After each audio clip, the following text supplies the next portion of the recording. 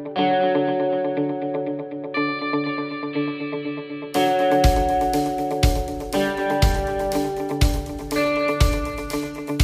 morning, guys.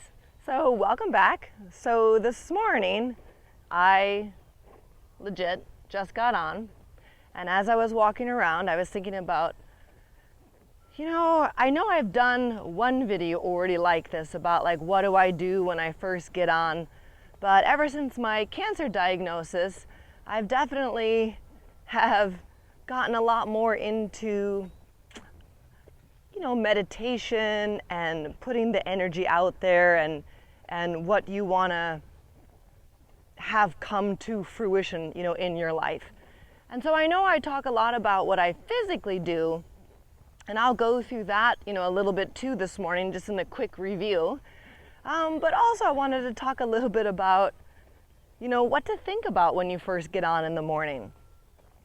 It's a little bit also for me, I also do a lot of yoga, and so it's a little bit like I attempt to do a bit of like yoga ideas and meditative thought patterns, to kind of see if I can bring those practices actually into the saddle, For yoga, it not only like works on my breathing, but it's a way to tone my body, but lengthen my body and stretch out, everything that's getting overused while I ride every day, so many horses. And then also that calmness of mind, horses are so in tune to our energetic places. I think it's really important that we also come into a peaceful, thoughtful mindset, as we get on. So I'll just go over real quick my physical checklist I go over. And I know I've already talked about this, but again, thinking about that deeper meaning and that deeper mindset as I go through my, physical things. I think it's great if your horse is safe enough and you feel confident enough. I think it's always great to spend some time walking without your stirrups. There is a real sense that we need to allow the femur and the upper leg to kind of like pull out of our torsos. And so the best way and the fastest way to let that happen is to just really, let yourself kind of relax and let the horse's walk really like move into your hips as you let your legs kind of let go a little bit. I think it's also important to remember, I always want you to keep your toe up. So it isn't like sloppy leg and lazy leg. It's like long here through the hips and through the groin and through the whole like core girdle we talk about, but that you can continue to work on the muscle in the front of the calf to be able to pull that toe up. But I think it's important to imagine you can allow your thigh to hang so down that you're not touching that knee roll. That's really going to help you open the hips and release the tension in your pelvis and your low back, so that you can really like follow again that horse's swing and that motion through his body. Once I've done that a bit, then I really adjust my legs and feel like, okay, I've got my stirrup, I know it's in the right spot on my foot. Then I'll go into a little bit of 2-point again to be able to feel. I'm gonna now stretch my ankles. Like first I stretched my hips out because I always want the seat to be the most important thing. And then secondly, I want us to be able to, finish the seat in a way by allowing my energy to go down into my heels. And so I like to do it pulling my hamstring away, rolling my femur in, and I'll do it towards the camera.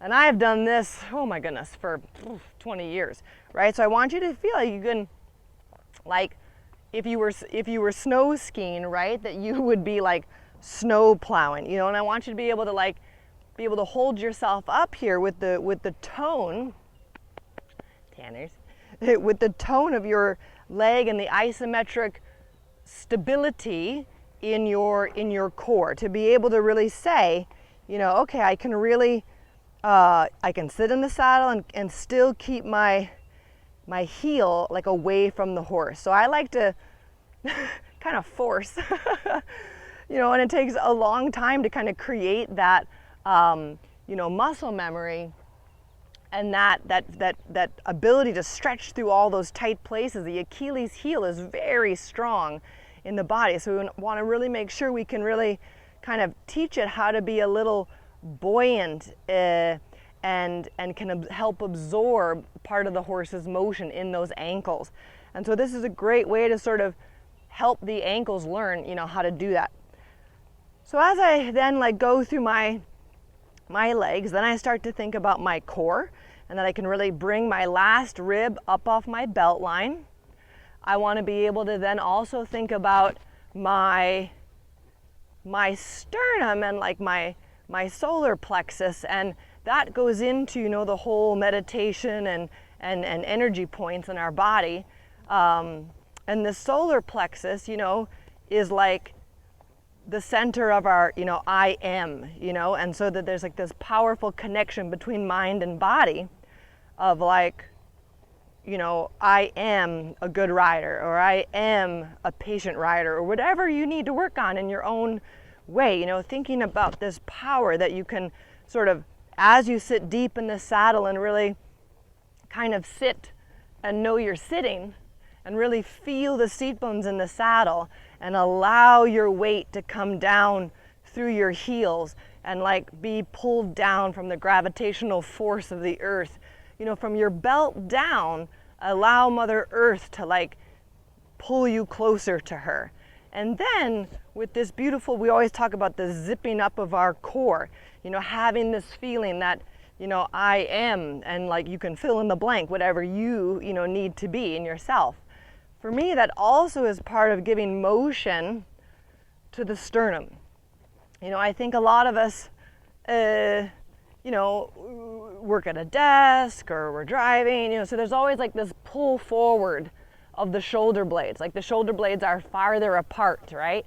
And I want us to feel like we can like bring those shoulder blades closer together by opening the collarbones, stretching open the chest.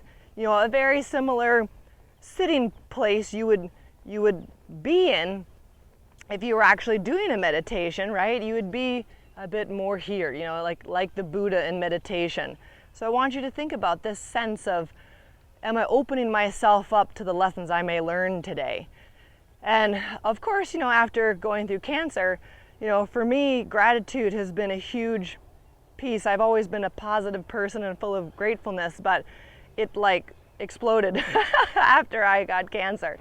So for me too, like the feeling of, you know, giving thanks, you know, to whoever you want to give thanks to, and just feeling that you can really open the chest, be open to the universe, you know, God, what, you know, whoever the great divine is for you, feeling this sense of, you know, opening yourself up to also be able to communicate with your horse in the most open and clear way.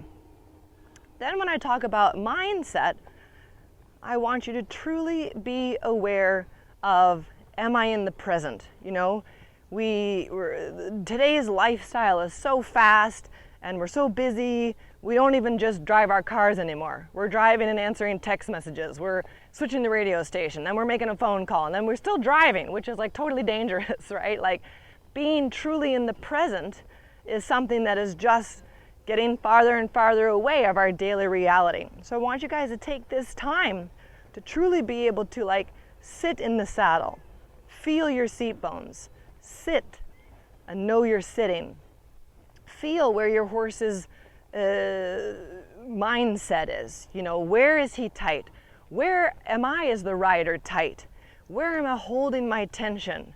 Where am I too loose, too tight, not following, right? It's, you want to really connect your energy, you know, with his energy. And I want you to also think about, what do I want to accomplish today? You know, what is my main goal for today? Maybe I had a great ride yesterday, and we always get pulled into that idea that, well, I would like the same ride today. And we always know the more we chase after that ride we had yesterday, it's going to go not great today. And so I want you to think about every day is a new day. You have to really, come to that horse with where he is at and also where yourself is at. But I need you to work on becoming aware of exactly where that is. And thinking about, what is my main goal for today? And sometimes it's not what you think it is. Maybe it's just getting a nice relaxed stretch that day. Maybe it's getting a canter transition over the back. Maybe it's one-time tempies. Like, it doesn't matter how grand or small the accomplishment is that day. I want you to be clear by giving that intention up to really be conscientious and mindful about exactly what you want on that day. So I hope you guys found that a little bit helpful for you to think about every time you get on, really coming to your horse with your best self so you can bring his best out as well. So I can't wait to see you guys again soon, and make it a great day.